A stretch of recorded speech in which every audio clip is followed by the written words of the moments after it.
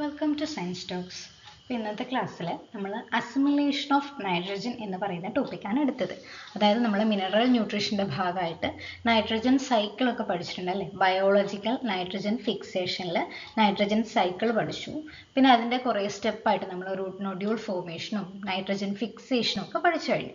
അതിനുശേഷം വരുന്നൊരു സ്റ്റെപ്പാണ് അസിമിലേഷൻ ഓഫ് നൈട്രജൻ. അതായത് നൈട്രജനെ അവരുടെ യൂസ്ഫുൾ ഫോമിലേക്ക് മാറ്റുക. അപ്പോൾ അതിന് 3 സ്റ്റെപ്സ് ആണുള്ളത്.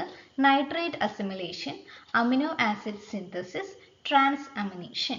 ഈ ഒരു 3 സ്റ്റെപ്പ്, അതായത് നൈട്രേറ്റിന് നമ്മൾ അമിനോ ആസിഡ് ഉണ്ടാക്കും, ആ അമിനോ ആസിഡ് നമ്മൾ കുറേ അമിനോ ആസിഡുകൾ ഉണ്ടാക്കും, പിന്നെ അതിൻ്റെ അകത്ത് ആവശ്യമുള്ള പ്രോട്ടീൻ ഉണ്ടാക്കും. ഇതാണ് നൈട്രജൻ അസിമിലേഷൻ എന്ന് പറയുന്നത്. അപ്പോൾ ഡീറ്റെയിൽഡ് ആയിട്ട് ക്ലാസ്സിലോട്ട് പോകാം. ഓക്കെ, അപ്പോൾ ഒന്നാമത്തെ സ്റ്റെപ്പ് എന്ന് പറയുന്നത് എന്താ? നൈട്രേറ്റ് അസിമിലേഷൻ ആണ്.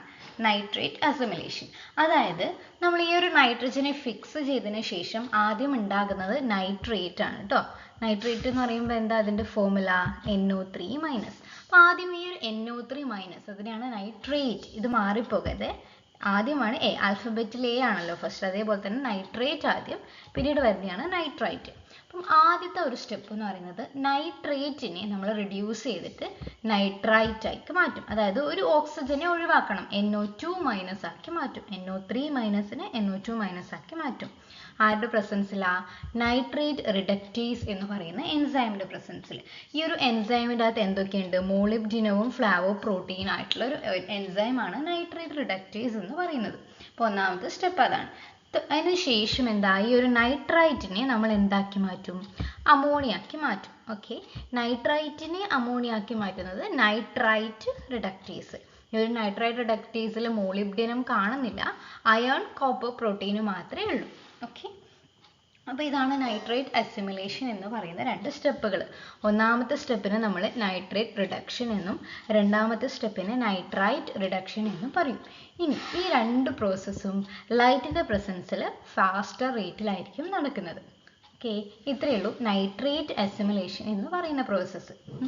ഇനി രണ്ടാമത്തേത്, നമുക്ക് അമോണിയ ഉണ്ടായി കഴിഞ്ഞു. ഇനി ആ അമോണിയയിൽ നിന്ന് അമിനോ ആസിഡ്സ് ഉണ്ടാക്കുന്ന സ്റ്റെപ്പാണ് രണ്ടാമത്തേത്. അപ്പോൾ അതിനുവേണ്ടി അമോണിയയെ ആദ്യം എന്താക്കി മാറ്റും? അമോണിയം അയോൺ ആക്കി മാറ്റും, NH4+ ആക്കി മാറ്റും. ഈ അമോണിയം അയോൺ അവിടെയുള്ള കീറ്റോ ഗ്ലൂട്ടാറിക് ആസിഡ് അല്ല, ആൽഫ കീറ്റോ ആണ്. അത് എഴുതാൻ പറഞ്ഞത്. ആൽഫ കീറ്റോ ഗ്ലൂട്ടാറിക് ആസിഡും ഏതിൻ്റെ പ്രസൻസിൽ? എനർജി, നമുക്ക് ഹൈഡ്രജനെ കൊടുക്കാൻ ഒരു ഡോണർ വേണം. അപ്പോൾ ഹൈഡ്രജനെ കൊടുക്കുന്ന ആളാണ് നമ്മളുടെ NADPH എന്ന് പറയുന്നത്. അപ്പോൾ ഈ ഒരു അമോണിയം അയോൺ എന്ന് പറയുന്നത് ആൽഫ കീറ്റോ ഗ്ലൂട്ടാറിക് ആസിഡുമായിട്ട് കൂടിച്ചേരും. ആരുടെ പ്രസൻസിൽ? ഹൈഡ്രജൻ ഡോണർ ആയിട്ടുള്ള NADPHൻ്റെ പ്രസൻസിൽ. എന്നിട്ട് എന്തായി കൺവേർട്ട് ചെയ്യും?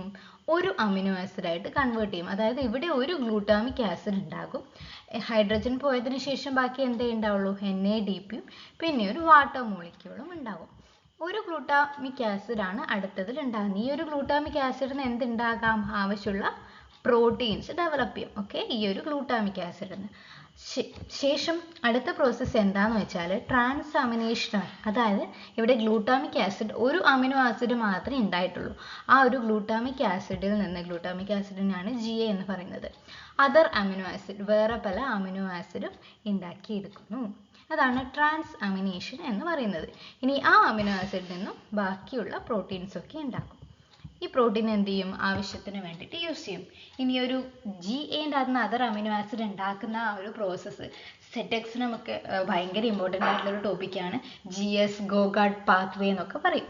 അപ്പോൾ ആ ഒരു പ്രോസസ്സ് അടുത്ത ക്ലാസ്സിൽ ഡീറ്റെയിൽഡ് ആയിട്ട് ഇടുന്നതായിരിക്കും.